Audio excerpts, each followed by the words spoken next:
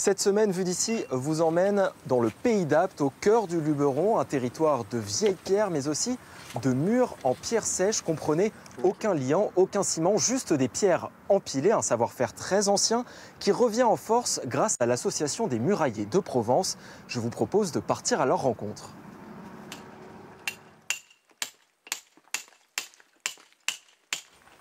Bonjour Paul. Ça va Thierry? Bonjour Paul. Salut Jules. Donc là, on a déjà trié les pierres. Ici, ça va être les pierres les plus laides qui serviront à bloquer l'arrière du mur. Ici, j'avais trié les plus grosses pour les fondations. Et là, on a l'essentiel des pierres à bâtir. Donc, je te laisse récupérer celle-ci. Ouais. Donc là, on va aller chercher un peu l'épaisseur de la pierre. Pas léger, ouais. Tu la bascules comme ça. Ouais. Ah, comme ça, ouais, d'accord. On va retourner. Et là, tu viens chercher le point de contact avec cette pierre-là. D'accord. Ensuite, tu vérifies que ton joint il est bien croisé. Ici, le pendage il est bon. La hauteur est bonne. Donc là, on est bon. D'accord. Et tu me parlais d'un intérêt écologique sur cette pierre, Ouais. sur cette technique de construction. Quel est-il, cet intérêt? Bon, il y en a plusieurs. Déjà, il n'y a pas besoin d'eau pour construire nos murs. Il y a beaucoup de vide dans ces murs-là. On parle de... Thierry, tu me corrigeras, mais c'est 30%, je crois, de vide en moyenne. Donc, ce qui laisse la place à des espèces d'insectes, à des lézards, à des scorpions. On a une élévation naturelle.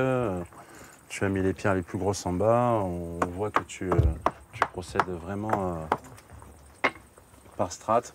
Super, très très beau travail Paul. Bravo, vraiment.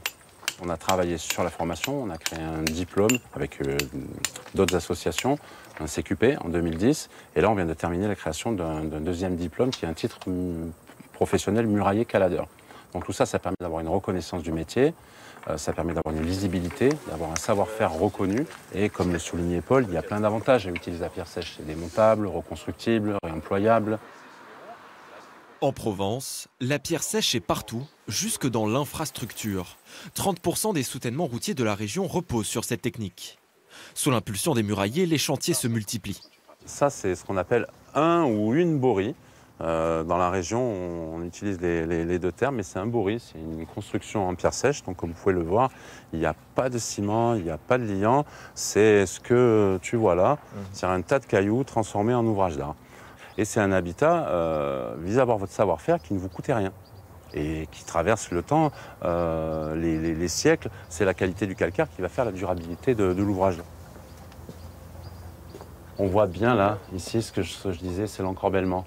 On vient tout petit à petit faire notre fermeture.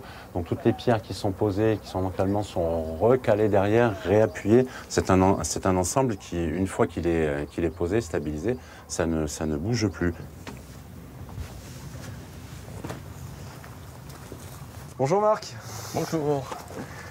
Vous habitez juste à côté Moi, d'ici. exactement. Là, je traverse la haie et puis je suis chez moi.